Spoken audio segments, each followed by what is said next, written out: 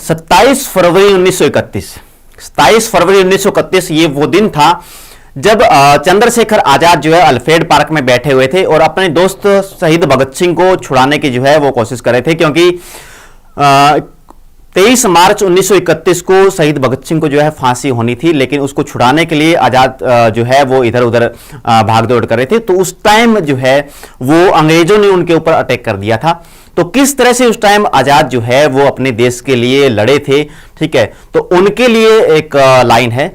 क्या विस्मयकारी दृश्य देखा होगा उन अल्फ्रेड पार्क के पत्तों ने, सहसा आजाद को घेर लिया फिरंगी कमबख्तों ने, पेड़ों की झुरमुट से कदमों की आहट आई, समझ गए आजाद के गद्दारों ने अपनी जात दिखाई, मिटा दूंगा फिरंगियों को आजाद ने कसम खाई, और अपने प्राणों से भी प्यारी वो पिस्तौल उठाई।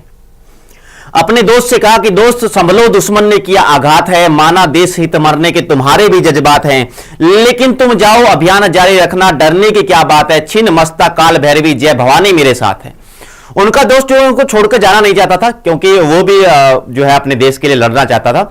लेकिन आजाद ने क्या कहा, आजाद ने कहा कि तुम जाओ और अभियान को जारी रखना, लेकिन उनका दोस्त जाना नहीं चाहता था। तब आजाद ने उनसे कहा कि तुम क्या सोचते हो कि लड़ते लड़ते दम तोड़ दूंगा मैं, या फिर यह सोचते हो कि इन फिरंगियों को जिंदा छोड़ दूंगा मैं।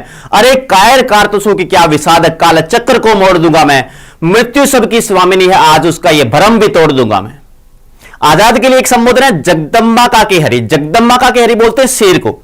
जगदम्बा का के हरि वो अल्फ्रेड पार्क में दहाड़ रहा था, इंद्र का ऐरावत इनकलाबी भाषा में चिंघाड़ रहा था, नील गगन में दिनकर भी हंसता चल की ओर बढ़ रहा था, भारत मां का अकेला सिंह सैकड़ों भेड़ियों से लड़ रहा था।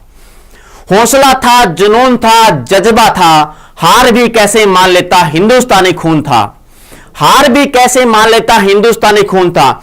आजाद को कैद करने की मन में थी अभिलाषा, कदम कदम पर हाथ लग रही थी उनको निराशा, धरी की धरी रह गई गोरों की अभिलाषा, आजाद की पिस्तौल बोल रही थी भद्रकाली की भाषा।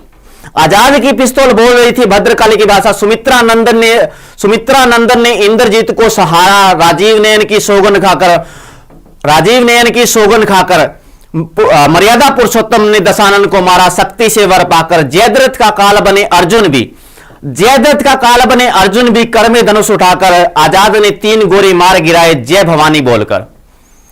अब उस टाइम क्या हुआ, उस टाइम आजाद की गोलियां जो खत्म हो गई थी।